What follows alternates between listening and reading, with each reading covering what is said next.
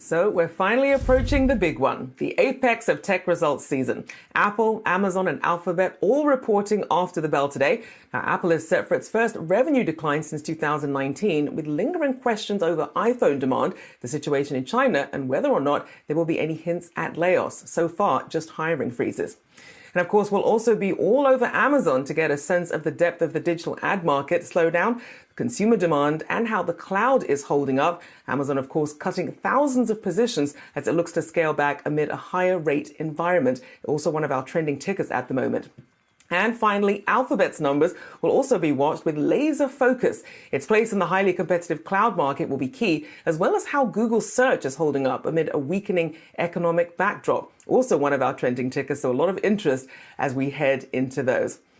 We're also going to be taking a look at some other earnings here. As you can see, chipmaker Qualcomm, another one to watch in terms of some of the glut that we've been seeing, how they've been faring, how they've been managing their inventory, and all important forward guidance, especially as we look to the auto market. Also taking a look at Starbucks. We know China will be a big part with their reopening story there, and also really getting a gauge on the consumer and how they're feeling about spending a little bit more as they do on Starbucks coffee. And of course, we talked about Ford with our very own Subramanian. A very crowded market now, and also looking at how Ford will be positioning itself with its EV market as it goes up against rival Tesla as well.